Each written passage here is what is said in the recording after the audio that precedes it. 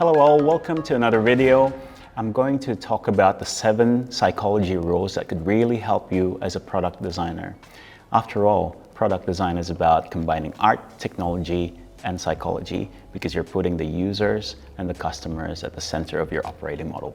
So just to keep in mind, there's 7 in here that I've compiled, and there's a few golden nuggets here from different psychologists that you may have heard of.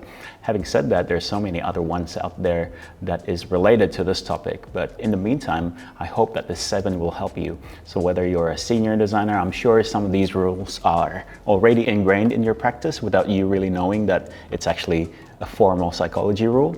For newly minted designers, junior designers, you will hopefully find this useful as well as you go through the process. So number 1 is that as humans, we always choose the easiest way out. So this one applies beyond UX really, just in life in general, but also other fields like marketing, advertising, education, you name it. This rule simply says that your users will always choose the easiest way out to achieve something, the path of least resistance as we know it. So if it takes too long, too hard, too difficult, too much of an effort to get to somewhere, then chances are they might drop off or just lose interest, or they'll just leave you at that point. So it's critical to keep this in mind. I'd like to share a quote by none other than Leonardo da Vinci that he says that simplicity is the ultimate sophistication. So if you keep that in mind, I'm just trying to think of, oh yeah, Steve Jobs also says simplify, simplify, simplify. And so that rule actually really helps, particularly when you're dealing with complex problems. Oftentimes our mind just gets so convoluted and we tend to complicate so many things that can be simplified. So just keep that in mind. That will help you go a long way. Number 2 is that we are habitual creatures. We choose to switch to autopilot if we can. Our brain does a lot of work when we're awake, so it's always trying to simplify things by creating habits, and this happens without you really knowing it.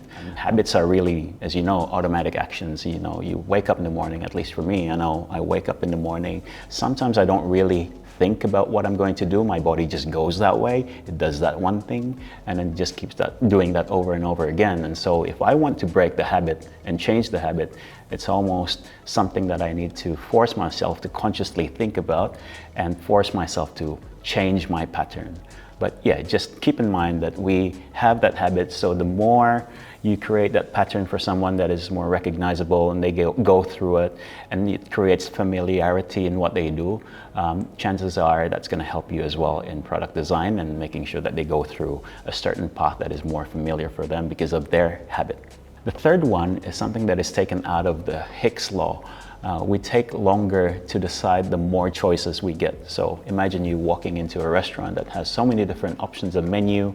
They're kind of just laid out that way, and it expects for you to think about which menu item do you want and to choose for one. So thinking about that, it is actually essential for you as a product designer to think about what you're presenting to the user at each step of the process. If they're constantly wondering where to go next, or which steps to take, or do they go right or left, do they go that button or that button, then it's making it harder for them. It's making it more difficult for them to go through the conversion route that your business or your client's probably trying to do. Another popular psychology rule is something called the Miller's Law. We can't hold too much in our brain at one time. We're actually quite limited that way as human beings. So the Miller's Law says that the short-term memory can hold up to 7 items at any given time, but give or take, maybe 2 items to be safe. So this isn't a fixed rule, but what that says is really when you're trying to present options, whether it's features, whether it's products, whatever it may be, think about that rule that humans are actually limited with the amount of attention that they can provide to something at any given time. So if you're talking about a screen interface in the UI and UX world, then you can always think about simplifying things to make sure that it's easier for them to understand in general, because some people obviously have better memories than others, and some people can comprehend more things more than other people, but in general, you want to simplify it to be safe and to make sure that you get to present what you need to present and that the users get to receive what they need to receive receive in terms of information. Another thing that you will find common in the UX practice are colors and contrasts. So we are drawn to contrasts, and we know that.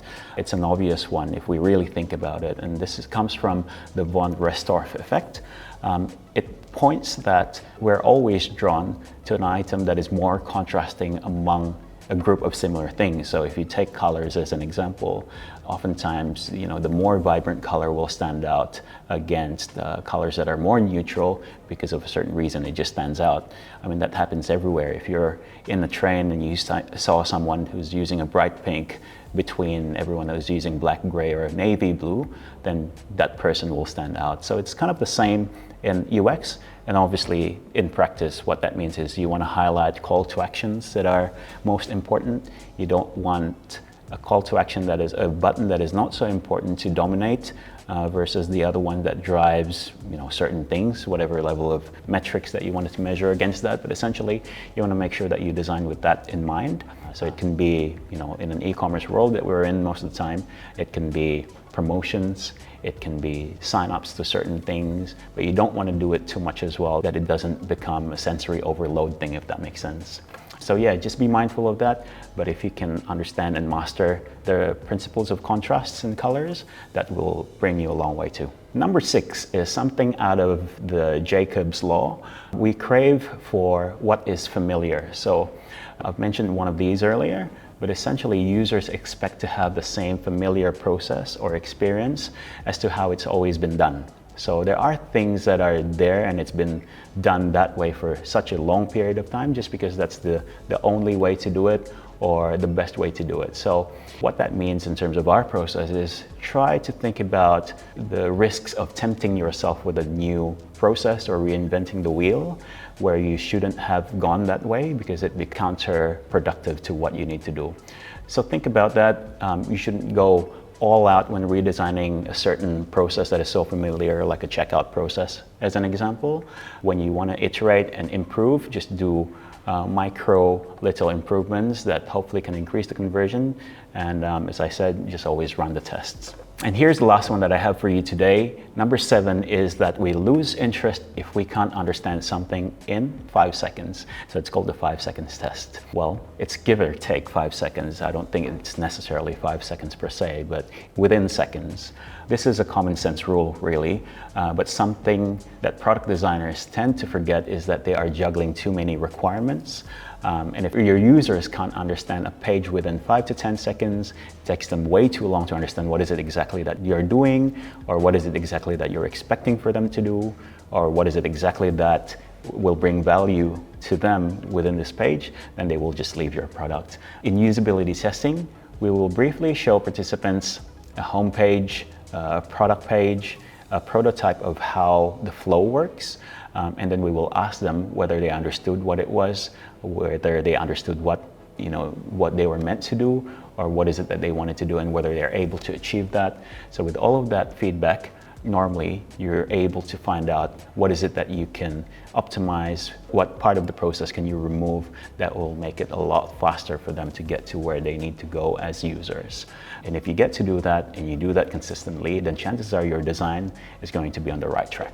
So there you go, guys, the 7 UX tips that you get out of psychology principles. So I hope that's helpful for you, or at least it will make you think of design in a slightly different light, and that it helps your design process. If you have any questions or you find there's more that is not listed here, but you thought that's actually a very important one that you wanted to share with everyone, please drop that in the comment section, and I'm sure everyone else will appreciate that too.